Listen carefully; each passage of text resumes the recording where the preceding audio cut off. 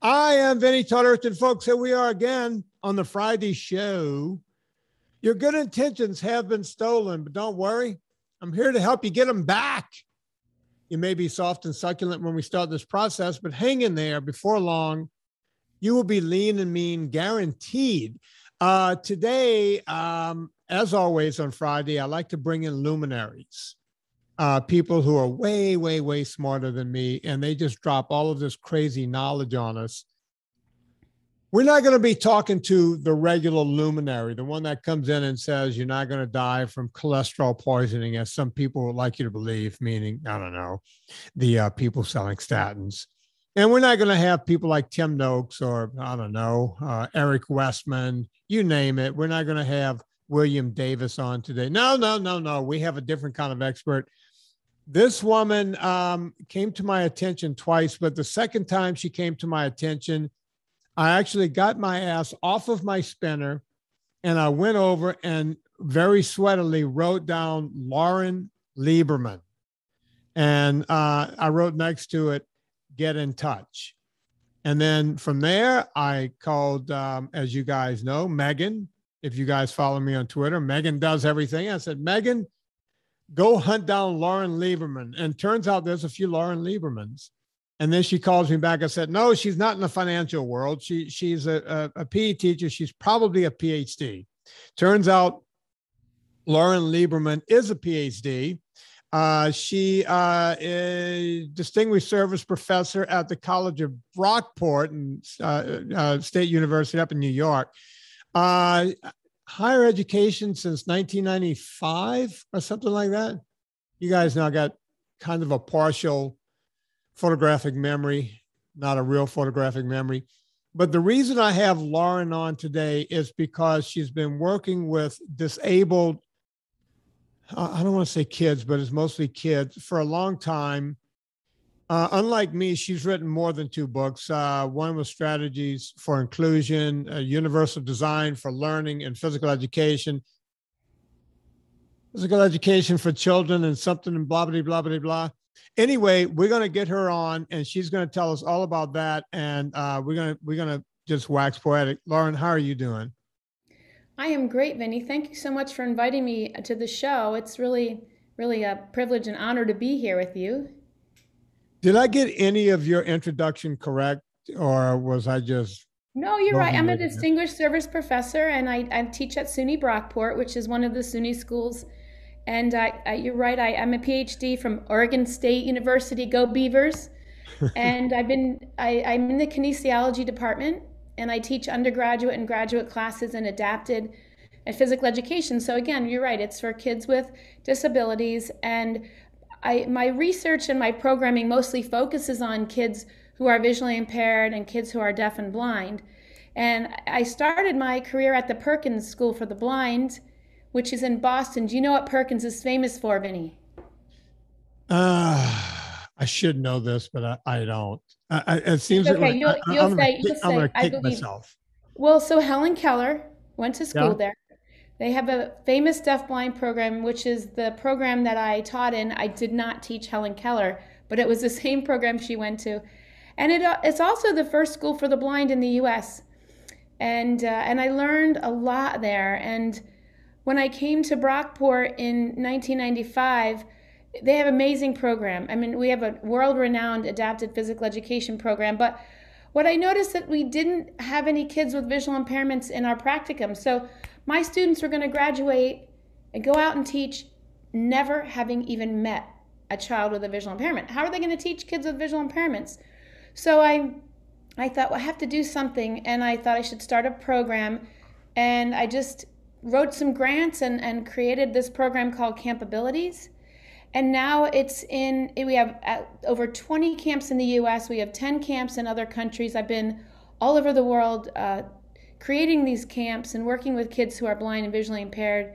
And the fall of 2019, I got a global Fulbright Scholarship where the U.S. government paid me to go around the world and create Cappabilities, and went to Ghana, South Africa, Brazil, and Ireland, starting Cappabilities in other countries. And so I just got back from Kenya this past August, going to Switzerland this summer, and who knows where. And my hope is that people will hear this podcast. My hope is people will want to get involved. They'll want to get their kids involved. And I want to make Cappabilities like Special Olympics. Everybody knows it. Everybody believes in it. Everybody supports it financially. And we believe that kids who are visually impaired can do sports and physical activity just like their peers. Yeah, when I was getting my secondary education degree, it was early 80s. I think you're younger than me. So they were already talking about not inclusion of kids in athletic, but they were mainstreaming. I think it was called mainstreaming kids with what they were calling at the time retardation. We were still using those words. So the kids with Down syndrome and kids with any kind of, lesser mental ability, if you will, they were saying, oh, no, we need to mainstream them into the classroom. And I remember, because I was very vocal when I was in college, and Tulane had there were small classes, and I'm always going, wait a minute. If I have a kid who's going to one day work down at Martin Marietta in the rocket department, how in the hell am I going to get a kid with Down syndrome? You want me to teach these two kids at the same time? And they were like, yes, we do. And I went, why? What are we supposed to do? And nobody had an answer.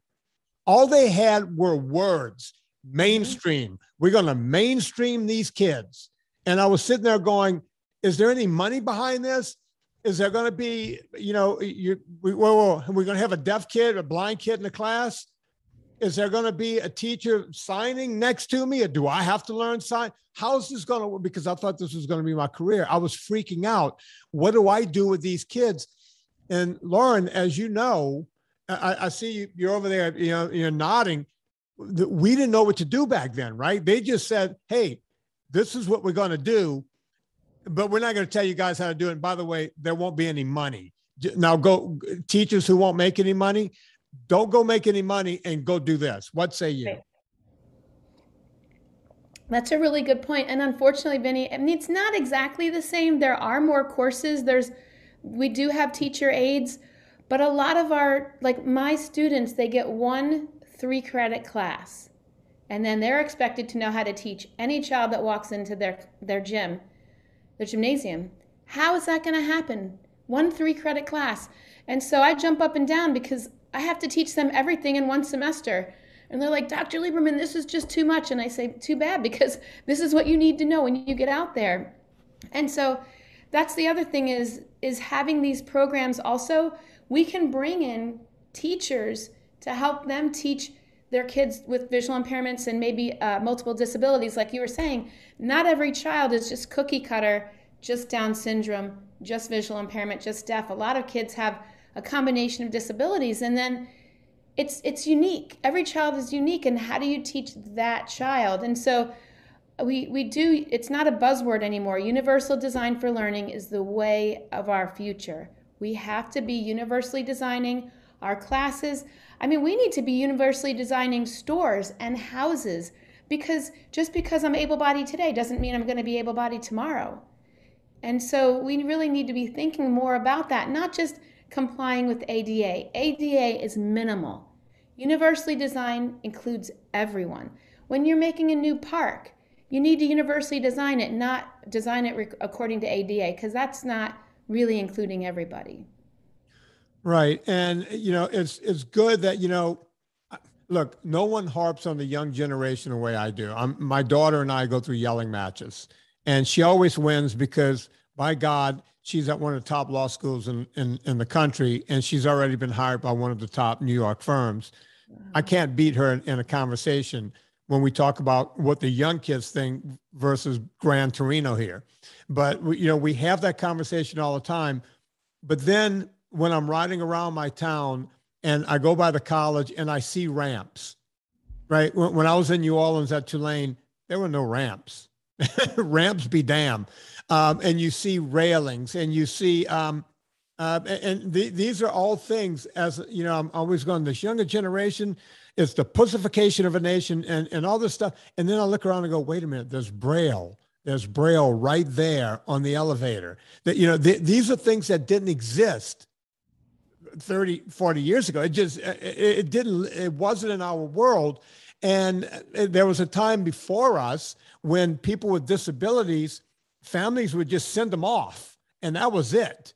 My favorite story, and I'm going to talk about how I ran into you twice, but I'll start with another story with Real Sports. The girl has been on his podcast. We've become friends.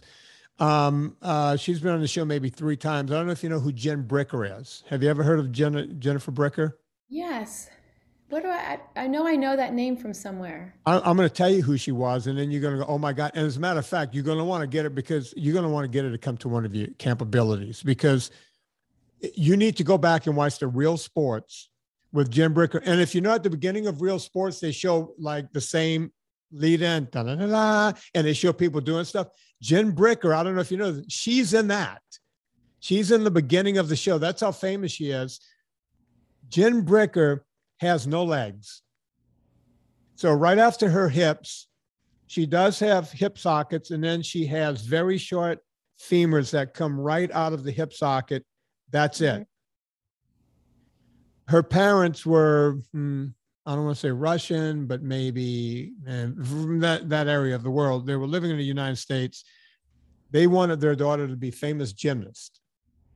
And their first daughter was going in that direction. Her name was Dominique Moicianu, who became an Olympic gymnast. But when Jen came along, she had no legs. They left her at the hospital and walked out. That's what they did. They just walked away. And this very nice family somewhere in middle of America, the Brickers, said, we'll take that kid. She's a lovely kid. And Mrs. Bricker never told Jen that she couldn't do anything. So Jen grew up thinking she could do everything in the world. She learned to play basketball. She would literally run down the court on her hands and would actually beat other kids, able-bodied kids in basketball. You need to watch this. You're going to have to watch it 3 times because you're going to be wiping tears away the first 2 times. I've seen the video about the sisters. It's really remarkable. It's really amazing what she, you know, and her favorite athlete growing up when she would watch the Olympics was Dominique, not knowing, that's the story that they tell on Real Sports, not knowing that they were sisters. And, you know, they're long lost sisters, and they were brought together when somehow the mom is watching the Olympics and she goes, Moicianu, why do I know that name? And then she looked at the birth certificate. She went in the attic and found the birth certificate and realized that these girls were sisters. And young Jen would do flips and the whole thing. She was on a tumbling team. She won state championships. She learned to rollerblade. How do you learn to rollerblade with no legs whatsoever? She put them on her hands and she learned to roll. Britney Spears had her in her show in Vegas doing, you know, stuff, twirling. And that's the part you see at the beginning of Real Sports. She's the one that's twirling, you know, on those ropes and, you know, whatever it is, whatever that gymnastic stuff is. She's an amazing athlete. She's an amazing human being because there was a woman in her life, her mother and her father, who never let her down and told her, yeah. And when she couldn't get something, you know, she was reaching, they would never hand it to her. She had to go get it, right? That was the first story in Real Sports that got me. And then several years later, I'm watching again, and I see this young kid with a golf club. What's the kid's name? Help me out here, Lauren. From Cappabilities? Yeah, the kid with the one arm with the golf club. I don't know if he's in Cappabilities, but they connected that with that story. The kid from, I can't think of his name now, but he was on Real Sports. He's got the perfect swing. He's got one arm. And they showed a story when he was like 6, hitting a golf ball like Tiger Woods. It was amazing. Well, they did the story again and showed the kid again, and then started showing Cappabilities. right? I started watching Capabilities after that. And that's where you come up. And I'm watching these blind kids and what they're going through and what they're dealing with. And then they said, all of this is made possible by Lauren Lieberman. And that's when I hopped off my bike. You've never seen an old man jump off of a spinner so fast in his life to write your name down. How did you get to that? How did Campabilities get started? How did you go from being one thing, a school teacher, and going in this direction? What happened? Well, that's a really good question, Vinnie, because I was teaching at the Perkins School for the Blind and I loved it. But, you know, when you have 60 kids, you can affect the lives of 60 kids. And people started calling me and asking me to do presentations and workshops. And I realized that there's a bigger audience that doesn't know what to do with kids with visual impairments, particularly because, you know, until 1985, all the kids with visual impairments were at schools for the blind. And so really the professors like my age or even younger, they never taught kids with visual impairments themselves. So now they're a professor and they have to teach their students how to teach kids with visual impairments they didn't know. And so all these teachers are calling me because their professors didn't know how to teach kids with visual impairments. And I thought I could probably reach a larger audience if I were a professor. So I went back and got my doctorate at Oregon State, and then I got this job at Brockport, which has a huge program. And like I said, I saw that there was no way that my students were learning how to teach the kids with visual impairment. So I wrote some grants and I started that first Campabilities. And then, so, you know, kids are coming mostly from New York, but then other kids heard about it. Maryland, Texas, Alaska, California, kids were coming from Wisconsin, Massachusetts, Connecticut. And after a while, I started turning away kids that were literally down the street. Wow. I said, this isn't right. This is absolutely not right. So all these kids from Connecticut were coming. I said, you guys have to start your own camp. You know, I can't.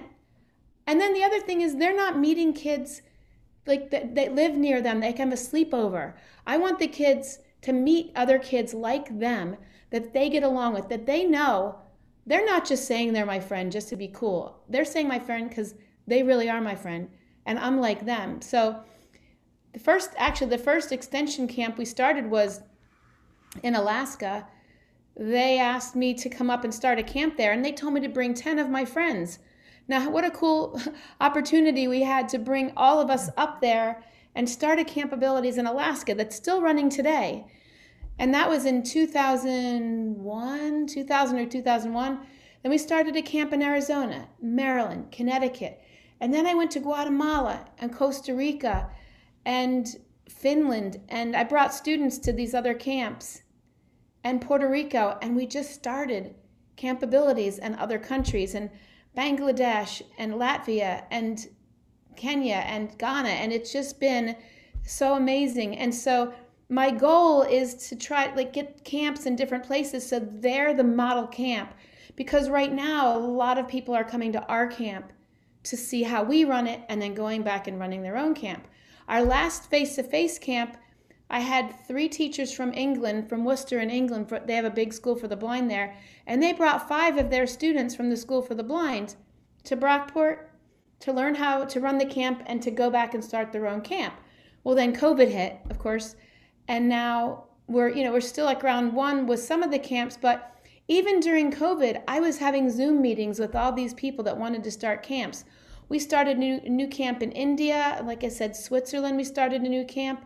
And the Portugal camp is off and running. And it's just been such an amazing journey to help these other professors. Some of the people are parents, or they run organizations for the blind, and they start their own camps.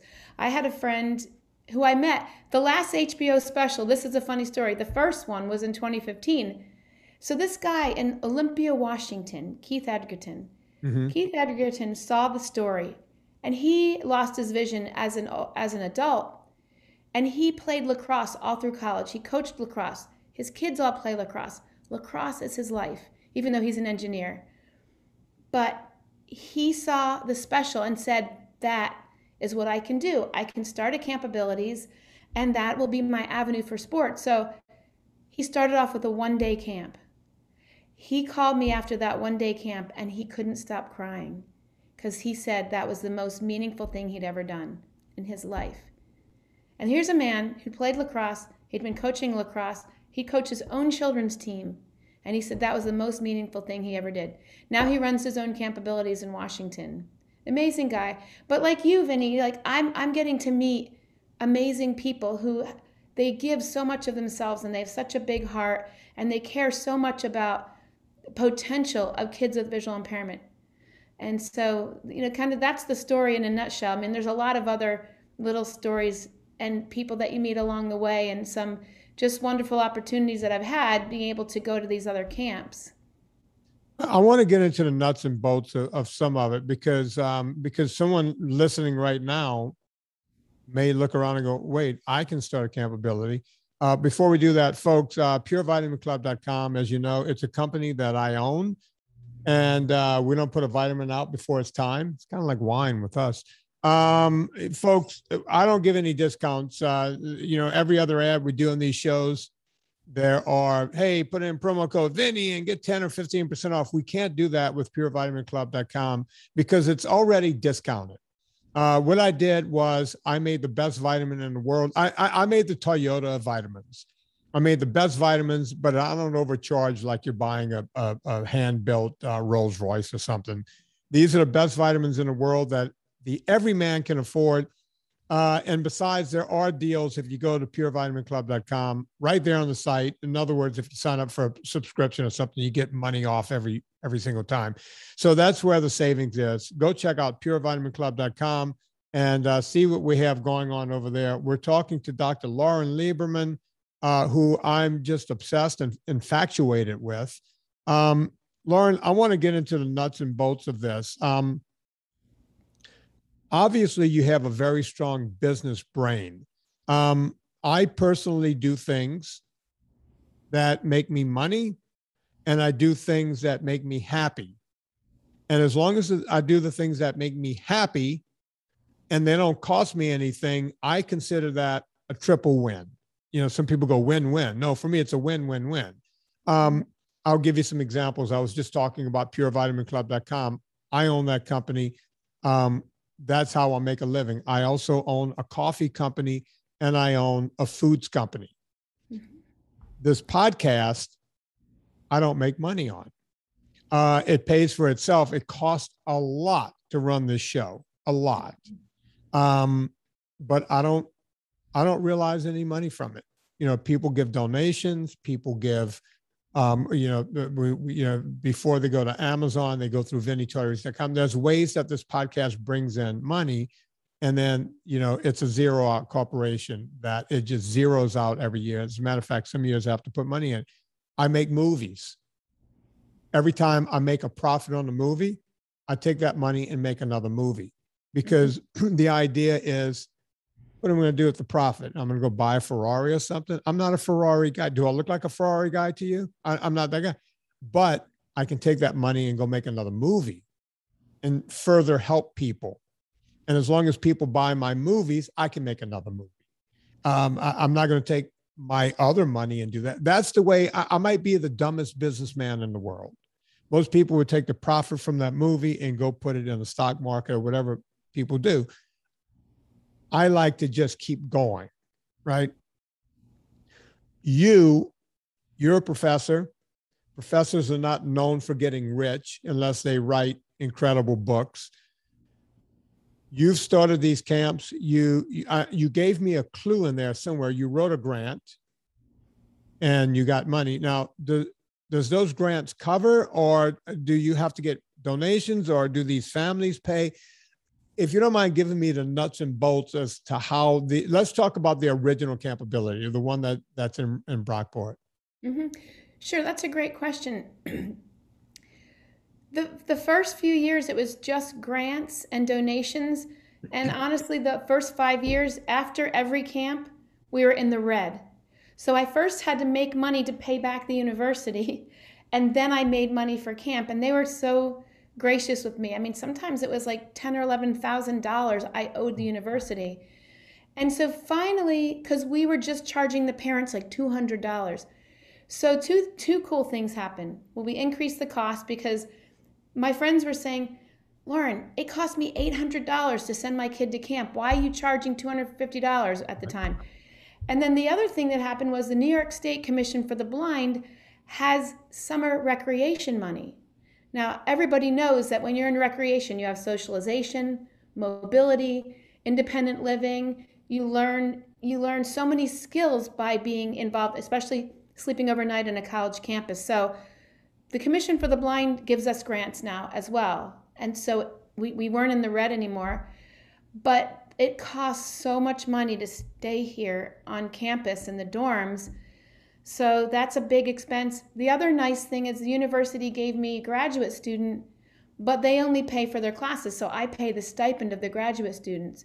And because I need the grad student to train the next grad student, I have two. So I pay their stipend, just so that they don't have to have a whole nother job. I pay them a little graduate student stipend. So thank you. You and I were talking about details, and we're the big picture people, and we need detail people. That's my grad student. So right now I just counted. I write about 16 to 20 grants a year. I typically get 9 or 10 of them, between $2,000 and $20,000. But because it's our 25th anniversary, a couple of places said that they're going to give us more money this year, which is great. Because of COVID, everything went up. So our budget went up more than $20,000. So we are at the mercy of our grant people and donors. And people are gracious. I mean, I just tell them, go to campabilities.org and they can donate to our camp there. And I mean, we really, all the money goes into, like I said, the graduate students and the operating costs. We like a lot of people donate their time. Our nurses donate their time. A lot of our staff donate their time. It's just amazing how many people bend over backwards. But in order to get college students to commit a whole week and a half, I do have to pay them something. I mean, I pay our specialists about $500 for the whole week. They drive up anywhere from Texas to Florida to Maryland. I mean, people come from all over, and they're willing to do it because they love the kids. They love what we do. We love seeing the kids. You saw in that documentary, these kids who are afraid to jump into a foam pit, who are now leaders on their cross-country team. Yeah. Sprinting up hills. And it's just amazing to see the evolution. And a lot of it stems from being so proud to be from Campabilities, but also learning those self-advocacy skills. So I'll get to that in a minute, but let me just tell you the other thing. So the other cool thing is that I'm a Lion. I'm in the Lions Club. Our local Lions Club donate all the meals. And so what would have been thousands and thousands of dollars is very minimal money, because all the dinners are donated by local Lions Clubs. The local police donate a breakfast and a lunch. We have churches that donate meals and donate money. And so it ends up that we only really have to pay for a few meals at the end of the day. And then the public gets to come in and meet the kids and see who they're giving their money and their food to.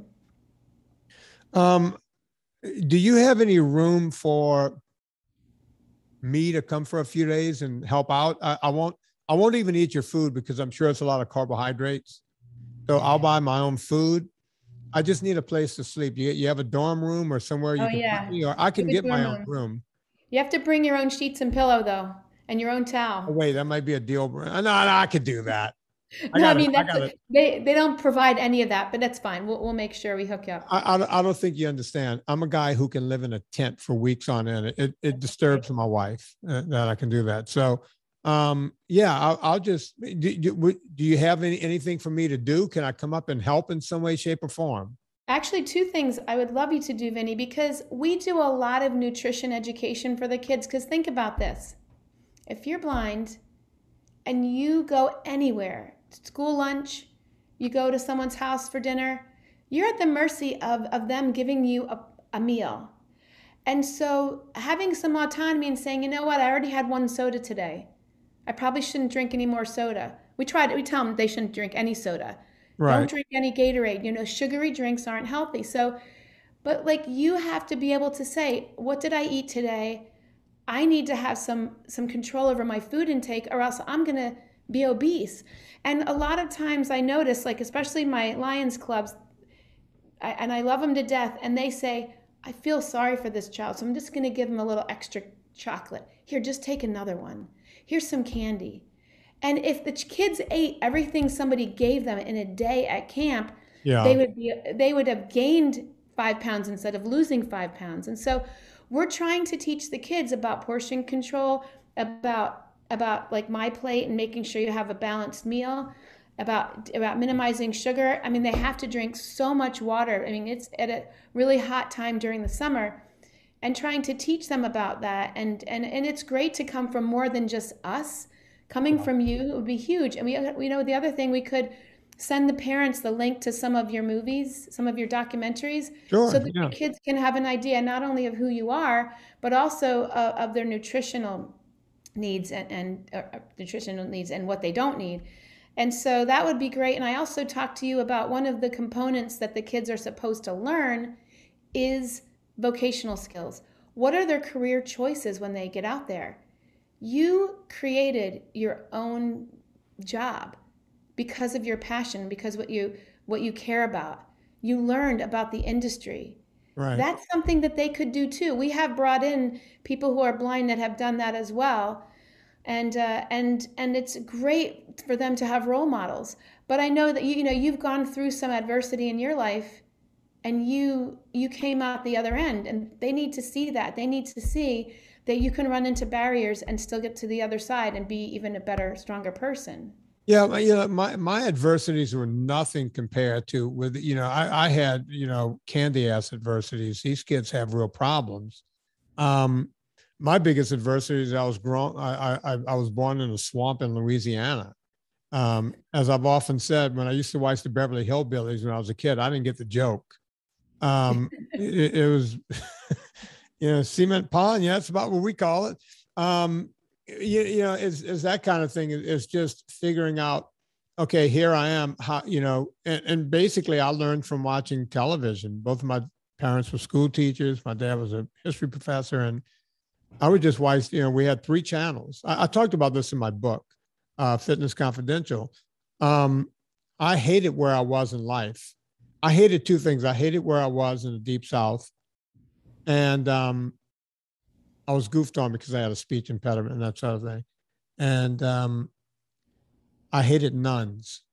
I went to a private Catholic school, and you want to think that these women are, next to God and all this stuff. No, they number one, they hate boys, and I learned why later.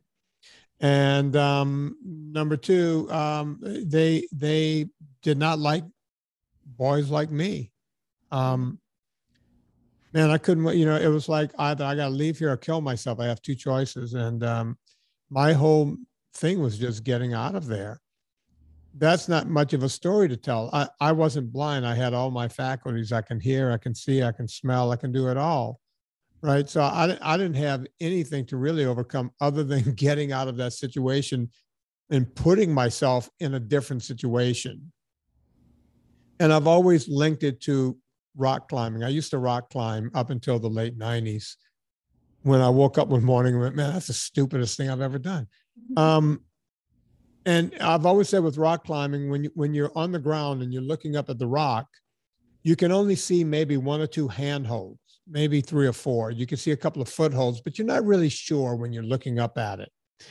But the one thing is sure is after you start climbing that rock, other things become available to you. You go, oh, I couldn't see that from the ground. I can hang on to that, and I can get my foot up over here.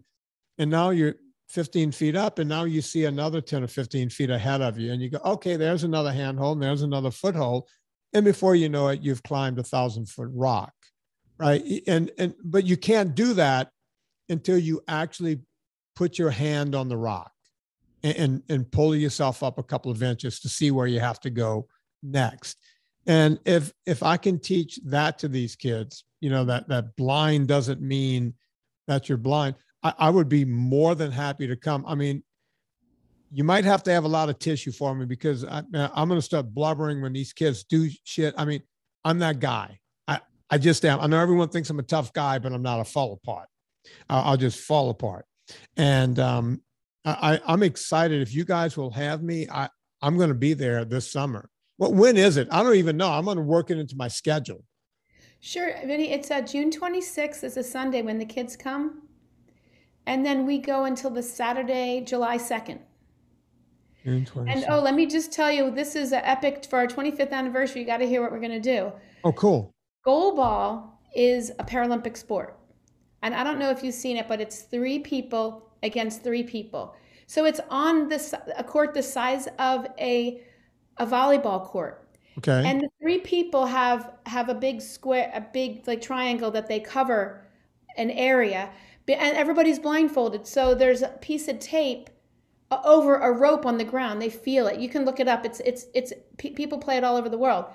You have a ball about the size of a basketball with bells in it. And the 3 people, one of the people rolls the ball, and the other side, they dive and stop the ball.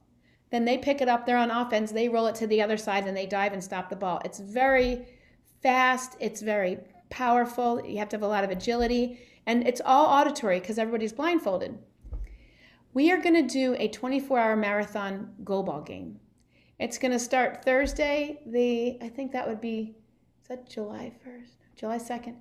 It ends on the 1st, so I guess it's June 30th would it start at 5 o'clock at night, and it's going to go 24 hours to the next night, and then we're going to have a huge party.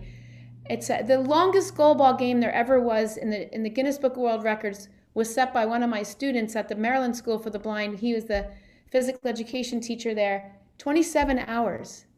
They played for 27 Wait, hang on. hours. Why don't we, I'm already putting we into this. Why don't we go for the record?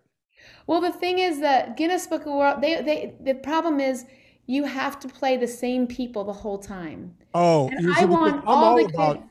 I'm about endurance sports, and I'm like, so you can't. All right, so wait, maybe we can have the longest game played by multiple people.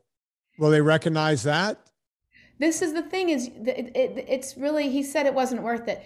You have to, number one, you have to pay them, but then you have to videotape the whole thing. And if there's any stop and play, you have to document why you stopped to play. Somebody's phone went off. Somebody was cutting the grass, and they almost told them they couldn't have the record because someone was cutting the grass. They didn't understand you can't play if somebody's cutting the grass because you can't hear it. Right. So I think I'm proud. If we can do 24 hours, I would be proud of that. If all the kids are part of that, we're going to get shirts. We just wrote a grant for that. I mean, if we did it for 27 hours, that would be awesome. But it's not like it's not something that wouldn't be a Guinness Book of World Record kind of thing. It's for our own. Right. And the kids though, the kids are going to be part of it. I don't know if anybody's ever done a 24-hour goalball game before with multiple people besides the Maryland School for the Blind. Okay, I got to make sure that I'm there for that part of it. So if it starts on the 26th, I have to be there for at least, I'm not leaving until I watch this 24-hour. No, you can play in it. Vinnie, you're a part of it. You got to play. Listen, I've been trying. I shoot skeet competitively. And as you know, you got to have really good eyesight, or as we get older, we all have special glasses and everything we wear. And it's ridiculous. And I've been saying for years that I wanted to shoot a completely blindfolded round of skeet. Now you're talking about a disc that's moving 60 miles an hour. And when you say pull, so my idea is if your body learns we all know, everybody, I shoot 6 days a week. So we all know exactly the mechanics, right? We all do the same motion. After we say pull, there's X amount of time and we sweep that gun for X amount of time and then we pull that trigger. My idea is that we should be able to do it blindfolded because we know exactly, the wind can carry it a bit, but we should be able to hit 50% if we can normally hit all of them. Mm-hmm. I've never been able to do it yet. Every now and then I get lucky and I hit one, but I've been on this, the mechanics are the same. And from a physiological standpoint and the way our brains work, I should be able to do it. The problem is I don't do it enough blindfolded to make it work. I would have to sit there and waste thousands of rounds of ammunition and ammunition is not cheap, right? We still have supply chain breaks even there. So we're building ammunition in our own garages just to go shoot at this point. But at some point I want to do blindfolded skeet. Now, it's impossible to teach a blind kid how to do blindfold. I'm saying impossible, and you have capabilities. I shouldn't use the word impossible, but they would have to know what was going on to begin with, right? Like they would have Actually to. have, it's like actually there's a sound. It's an auditory sound they have when they do shooting. Really? So they do it. Oh yeah, yeah. There's competitive blind shooting, and there's biathlon in the Paralympics. There's a biathlon. I have a biathlon gun sitting right over here. You don't understand how much I love that sport. You should check it out. You could look it up because it's really amazing. But Blind biathlon. I had no idea. You're teaching me so much today, Lauren. Hang on. Blind biathlon. and if you look up goalball, you could totally do it because Spell it for me. Goal. GOAL, goal and then ball. It's one word, goal ball. Okay. Got it. And so basically you feel the court to make sure you're facing the other team, and then you just roll the ball like you would, like, well, not like a bowling ball because you have to use two hands, but the Paralympians, I mean, they throw it 40, 50 miles an hour and it hits people. They wear pads. We're going to have elbow pads and knee pads for you, Vinny. I don't need that. Come on. I'm a tough guy. Well, I find when you wear the elbow pads and knee pads, you let yourself, like, I think you're more aggressive because you're not going to hurt yourself. Yeah. You're on a gym floor. Now I got to get my assistant to help me learn how to play goalball before I get there. You totally could. Well, you're in Maryland. You could go to the Maryland School for the Blind. How far are you from Baltimore? Probably a good 3. Well, I'm 2 hours from DC, so we're looking at maybe 3.5 hours. Okay. Do they do blind archery at all? I've always wondered Yeah. about that. Yeah, we do archery at our camp. We just put a beeper behind the target and then we put balloons on the targets. Can I bring my own bow and everything and do all that? Sure. This is so cool. I'm excited about doing it. I can't believe I'm going to be at a blind. I used to love summer camp as a kid. I used to go to this camp in Mississippi. Man, the name might not even be good anymore, but they still call it that. It's called Dixie Basketball Camp. Uh-huh. It was started by a guy named Joe Dean, who eventually became the athletic director at LSU and made the football program what it is today. Joe was a friend of mine until the day he died. I wrote about him in my book. Joe started this camp and would get great athletes in there. I don't know if you ever saw the movie The Blind Side. Yes, I love that movie. The guy, the mother and father who brought the black kid into their home. Okay, that father went to that camp. I know Sean Toohey from that camp. Oh, wow. Yeah. So he would get, you would see guys at that camp in the summer, professional athletes. I met Dr. J at that camp. I met Pistol Pete Maravich at that camp. I think they're getting ready to do a movie about the pistol. But they would always get LSU coach Dale Brown to come in. Dale Brown would come in 2 or 3 times during the week. He brought a blind guy in, and I thought they would bring these inspirational speakers, and he brings this blind guy in, and he's going to talk to us that day. And I'm like, what the hell is a blind guy going to tell us? You know, I'm 15, 16 at the time, right? I'm like, you know, and this is how kids react to other kids. It's like, that's the blind guy. He's disabled. What, you know, he's walking around with a stick. What's he going to tell me? You know, the guy gets up there. He was a skydiver.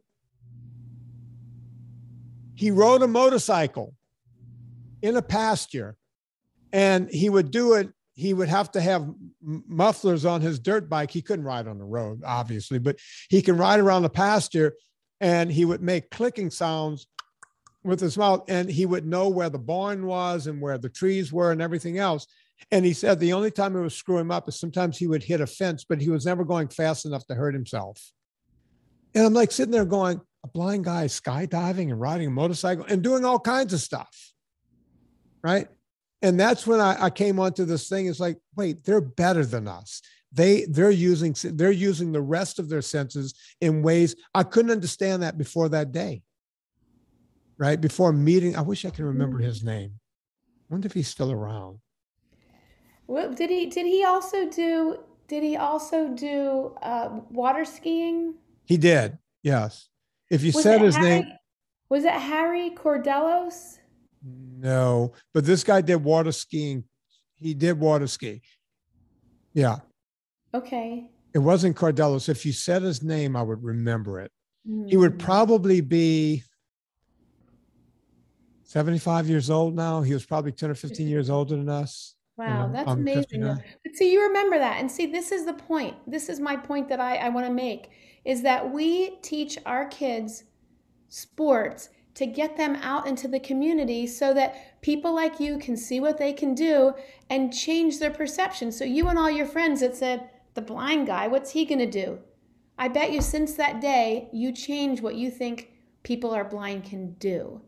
And that's what we try to do because, so for example, this is a true story. Maybe about 8 or 10 years ago, one of our kids from camp was on the news for being on his cross country team. And everybody said, oh, isn't that great? Luke's on the news. And I thought, I can't wait for the day when it's not news. When Yeah. every child who's blind can be on their cross country team, they can be on their swim team, and it's just not news because it's the way it is. And you know what? I haven't seen them on the news at all lately, which is great, except for HBO. But HBO is really showing kind of where they were and where they are now. Yeah. And our kids, we're in Section 5 in New York. It's just common now where there's a meet and there just happens to be kids who are blind. And today, one of my advisees came in today and he said, oh, I love the HBO special. I said, oh, how'd you hear about it? He said, oh, I'm the guide who guides Luke. And he's my advisee. I didn't know that he was in my department. And I just thought, how cool is that it's just a normal thing? That's what I want everywhere. Was Luke the kid that runs cross country and the guide goes out with him every day and runs 3 or 4 miles? Is that? Well, that's Braden. So Luke was older. Luke was in our camp a few years ago. Okay. Yep. So, but it's Braden He's fast. I mean, he's a runner, right? he is a runner. He came a really long way from when he started, but so is Annika. Annika's a runner. Abby's on her track team. All those kids are athletes now. They weren't when they came to Have you camp. had the situation where the person folks, the way they guide them is they wear a leash like on one right hand and the other's left hand, and they run next to the person who the guy who can see or the girl that can see. Has it ever come yet where the blind person becomes a better runner and they need to get a stronger guide? All the time. And that's the hard thing because imagine it. You have to find someone who's free at the time when you have practice and meets, who's faster than that person, who will do it for the school district will pay you like an aide. So maybe you get $12 an hour or something. Yeah. And then you have to run 7-minute miles. And then you have to run 6.5-minute miles. It's hard enough to find someone that's free at that time for that price and is willing to do it. Yeah. And so I've had people that are willing, like my students will be, oh, I'd love to go there. I know him, I'd love to go. They go, oh my God, I couldn't keep up with him. So that's been the hardest part when the kids get much faster than us. So this was my solution.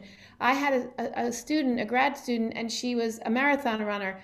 And I would run with her, but when she did she was, we would go maybe like 8.5, 9-minute miles, but she's way faster than that. So on her long days, I would ride my bike, tie the tether to the bike, and she would just run as fast as she wanted. It was awesome. So Yeah. one day we did an out. It was 9 miles out, way out in the canal. We went to the store. We wanted to get a drink. And the guy said, why are you so tired? And she's like, well, I just ran here. He said, from where? She said, Brockport. He's like, no. And I said, yeah, I rode the bike. That's why I'm not as tired. He goes out, he looks at my bike and he looks at her. He said, can I take your picture? Because he didn't believe that she ran, because we had to run back. Yeah. He had to run all the way back. And he watched us run away. And he was like shaking his head. He couldn't believe it. And so, but I have to say that was my solution. Now cross country is a little harder because you can't ride the bike in the woods. But that's like, we do it on the Erie Canal. We do it like, I've even gotten permission to go on road races where the person couldn't find someone fast enough. They let us start at the beginning and then I ride the bike and then the person holds onto the tether.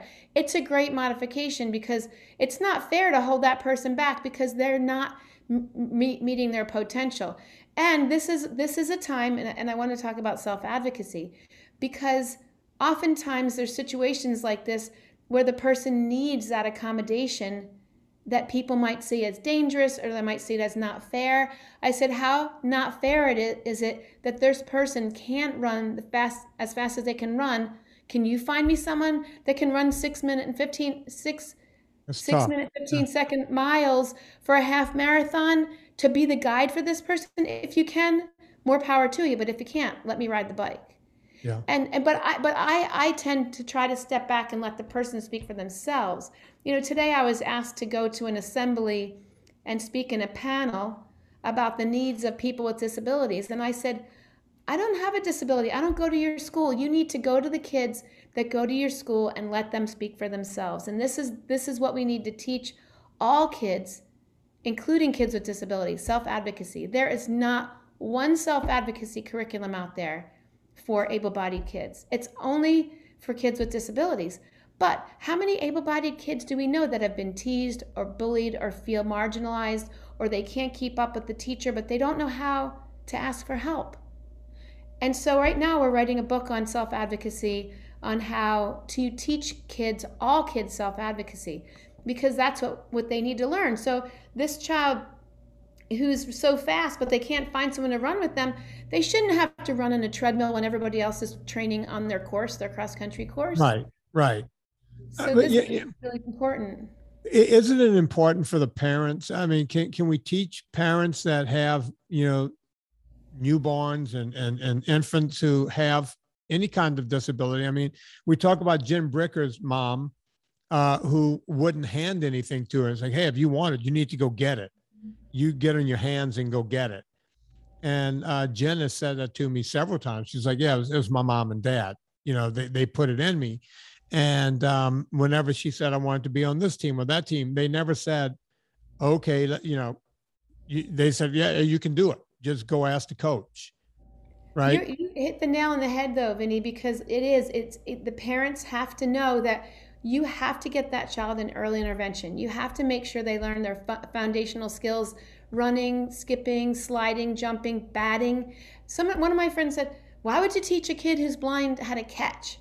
Why do they need to learn how to catch? Why do they need to learn how to kick? And I was like, anything their peers do, they're going to be able to do, only if we teach them the same skills. Right. But that's why. But, when you think about it, you can say that about, why do you have to teach any kid how to catch or the kick or the throw or the bat? We learned in college that every American has, great eye-hand coordination, because the first thing our dads do to us when we're old enough is they toss us a ball, right? You go to Europe and you toss a European a ball, they do this. They don't know what to do, but you throw a ball at their feet and they have eye-foot coordination because their dads threw a soccer ball at their feet and they started kicking the damn thing. You watch Americans, we look like idiots when we try to kick a soccer ball. You should see my wife. I played football D1 all the way through college, and my wife will toss me my keys and I'll be looking over here. I'll just reach over there and she marvels. She goes, you weren't even looking.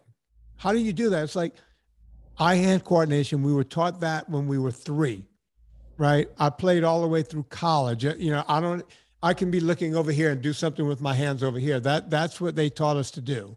Catch the ball and look where you have to run before the guy knocks you over, right? Yet, when I throw, I can say, honey, concentrate. Here it comes. Here it comes. Here it comes. And she does that with her hands, and she will miss. It could be a beach ball. She's not going to catch it, right? Yeah, you brought up a really good point, Vinnie, is that, so there's a sport in the Paralympics called five-a-side soccer. It's five-a-side blind soccer. So it's a soccer ball with bells in it, and there's 5 people against 5 people. All the players are blindfolded, and there's one goalie who has some vision.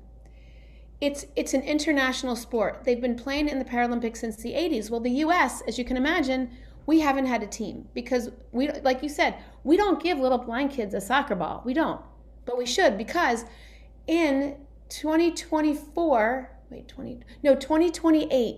In 2028, we're hosting the Olympics and Paralympics in LA. I'm sure you knew that. Yeah. And the host country gets a bid for every team sport. So in the Olympics, we'll get a bid for basketball. We'll get a bid for hockey. But in the Paralympics, we're going to also get a bid for five-a-side soccer. So right now, the United States Association for Blind Athletes is panicking because we don't have a team.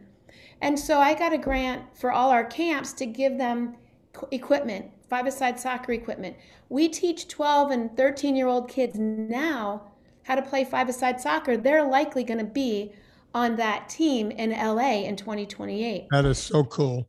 It is so cool. So the USOC gave the USABA $200,000, and they had 4 camps set up around the country. Then COVID hit. Ugh. And so, then the sad thing is that put our country back, because you're talking about places like Brazil, Argentina, and I have to say the Czech Republic, like they're like way ahead of most people. England, they have amazing five-a-side soccer teams. And so we need to get our kids playing soccer. So we literally gave hundreds of kids soccer balls in the US from this grant that we got, and we're pushing it. We're pushing it at our camps. We actually created the first ever five-a-side soccer assessment. We have a training manual that we created. We're sharing that. We're trying not to give it to people in other countries, though. We only made it in English right now. Good. So those Brazilians are too good already. Well, yeah. No, we're going to give it to our Puerto Rico camp. We're going to have we'll call it the Western Bloc country, and we'll, just like we used to have the Eastern Bloc, and we'll call ourselves the Western Bloc, and we'll just keep it to ourselves. Yeah, we're going to keep it to ourselves. I mean, it is on our website, because I'm really about giving away resources. If you look at the campabilities.org website, we have videos about how do you teach kids who are blind just about everything. Yeah. We just finished a whole series of outdoor adventure videos teaching kids rock climbing, kayaking, hiking, fishing, stand-up paddleboarding, biking. But we have, you love basketball. Kids who are blind love basketball. People might say, what's that? Because everybody plays basketball. And if you think about it, it's stationary. You can shoot all day. People can pass you the ball. You can shoot. We take the kids' cane, we tap the edge of the basket. They can shoot all day and make it in the basket. And so we have videos about how do you teach soccer, baseball, volleyball, tennis, because those parents need those resources, and so do the teachers, because like what I told you before.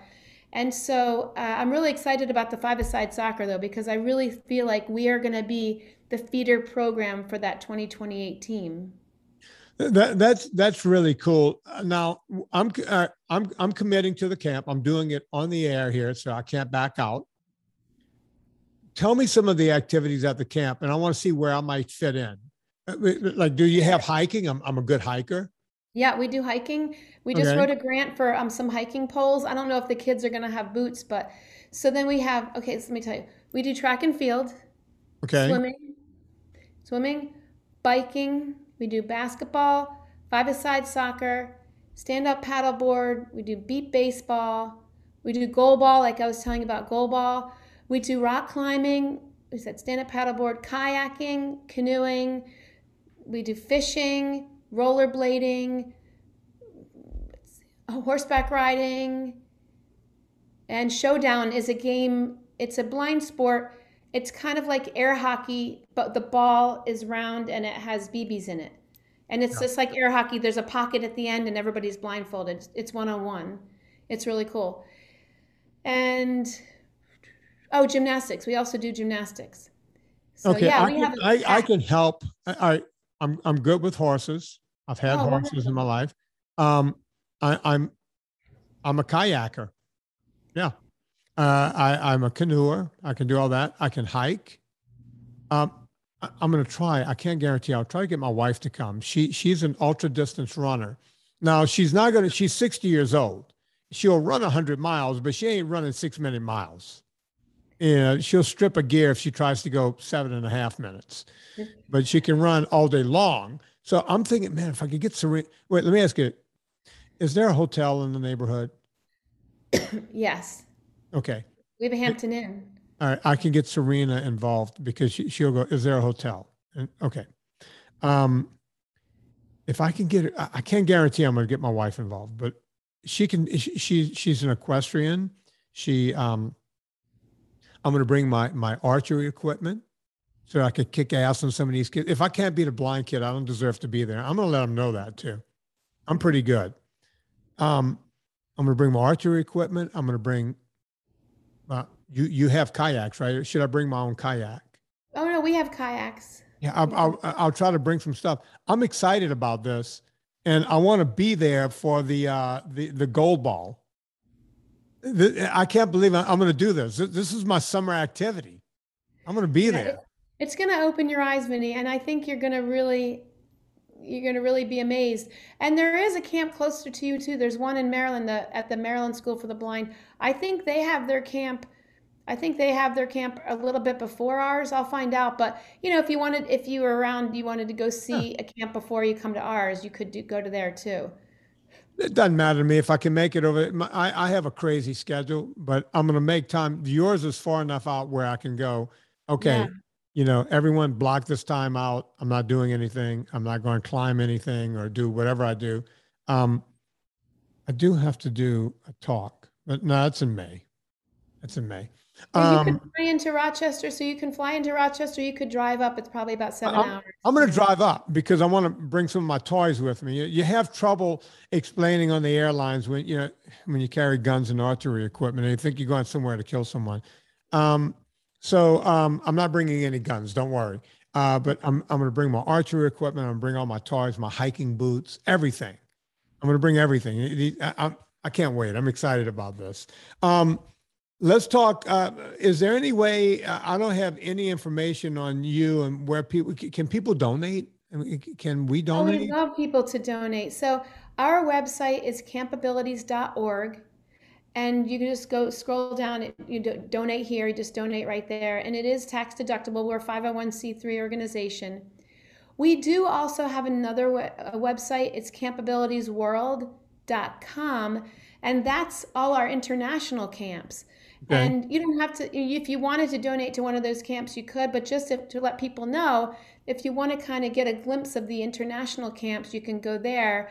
I have a dear friend, Judy Bird, who out of her own pocket created that beautiful website. And there's also blogs on there. The blogs on campabilitiesworld.com actually are of all the kids, like the kids you're talking about, Braden, and she's interviewed so many amazing people. So there's literally blogs for each week of the year. They've done an amazing job. June Converse is our blogger, and she interviewed so many people, like our self-advocacy expert, who's a professor, Ruth Childs from our university, and a lot of the kids and a lot of our role models she's interviewed, and just like amazing stories with pictures of our Alaska camp and of one of my former students who actually runs the Alaska camp, who's really an interesting person. Very, very interesting, really passionate people on that blog. Well, this is great. Folks, go to campabilities.org or campabilityworld.com. Mm-hmm. That's going to all be in the show notes. Tallulah, Debbie, Scott. Make sure all of that is in the show notes so that people can find it. I will certainly donate, but I want to also donate my time, and that's not to help you guys. That's to help me, because that sounds like a fun time. I'm looking forward to it. And I hope that I can add something to what you guys are doing, because folks, if you go watch what's going on Real Sports on HBO, which month is it? So we can let them know which month it was. Do you remember? It was just this past month. It was October 19th. That was when they showed it. October. Okay. 19th. Yeah. All right. I didn't really, because sometimes I go back and watch older ones from earlier in the year and the whole thing. Mm-hmm. October 19th, go watch Real Sports, Bryant Gumbel. You want to see this. You want to check out Lauren Lieberman. You want to check out Campabilities.org and campabilitiesworld.com. You want to check all of that out and know that. And by the way, if you guys know I'm going to be there and you live around New York, you want to come over and say hi, I always like meeting people. That's where I'll be. So come check it out. Come check out what they're doing, what we will be doing over there. And boom, there you have it.